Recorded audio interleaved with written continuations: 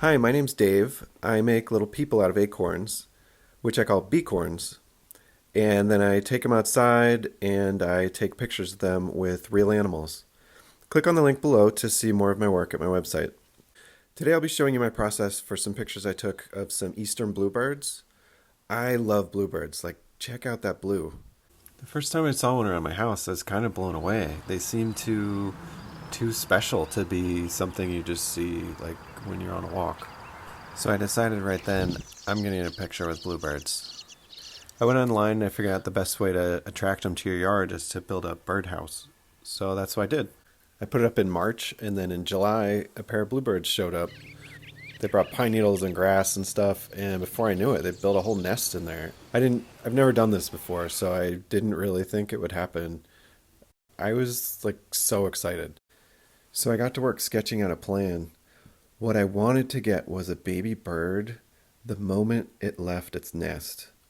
And it'd be greeted by this becorn, this shepherd nurturer character, welcoming it to the sunshine and maybe giving it some tips on how to fly. I just thought it'd be the sweetest thing.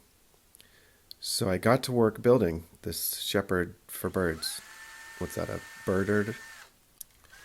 So while this is playing, I'll talk a little bit about how I got started doing this. I used to be a designer for Lego Technic and Bionicle. Bionicle, they're buildable action figures that are made of kind of weird mechanical parts. You look at them and you're like, what is that? Kind of like an acorn or a stick or something. You can look at that and be like, oh, what could this be? The process for Bionicle, whenever we design new characters, is we'd take existing parts and we'd cut them up and then we'd hot glue them together into new characters. So I came to really enjoy that process. So we'd create the characters and then we'd show them to kids and get their feedback. It was so cool to see what kids liked. So they were into spikes or wings, big weapons, things like that. But also more subtle things made a big difference too, like proportions, posture, what kind of face is the character making, does he carry his weight in a way that's believable. But the big one I learned was story. An example, this isn't my design, it was something that was done for Creator.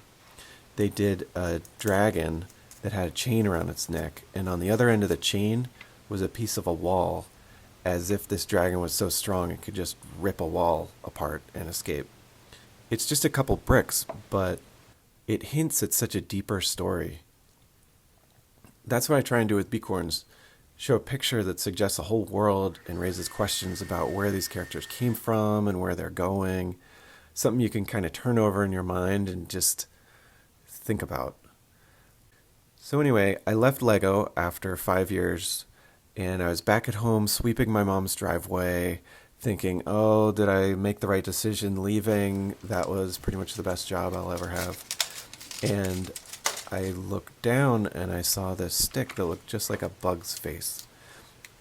And it kind of clicked then, because leaves look like wings, and a pine cone can be its body, and sticks can be its legs.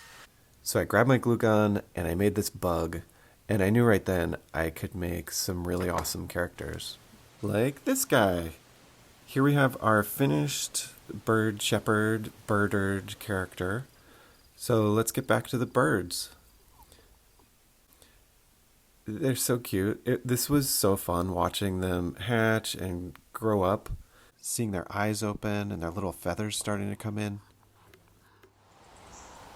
I had the plan I'd sketched out, but in the meantime, here were Mom and Dad coming with all these grubs and spiders and grasshoppers and crazy things. And also a juvenile was helping out, like a older brother. So I definitely wanted to try and get a good shot of them. The challenge was to get them to land in a spot that made for a good picture. So I tried a couple things, and this was the best way I could figure out. I kind of planned it. I put that little stick there hoping that that's where the birds would land, and that's where I focused my camera. So pretty much, if they're not standing on that stick, it's out of focus. So that's the goal here. Get them to land on the stick right in front of the becorn. And meanwhile, I was stationed inside with a remote control for my camera, watching really carefully, waiting, and holding a baby of my own. I stood at that window for a couple days, and there were a handful of times when the birds were in just the right spot, and I pushed my button, and I ran outside, and I checked my camera, and the pictures looked really good, and I did a little happy dance. But now the time was approaching when those fledglings were going to leave the nest, and I really wanted a shot of them on their very first flight. And I was getting a bit nervous because I really didn't want to miss it. I knew I had 5 birds, so I had 5 chances. And so I just stayed glued to that window, and I waited, and I watched, and I waited. I hoped they would just jump out onto the platform and have a look around before flying off. That's what I would do. Maybe say hi to some acorn people that are there. But that's not what they did at all. They pretty much just flew away and never looked back. I did manage to find one after it flew, managed to get a video of him looking around. Wow, what he must be thinking right now.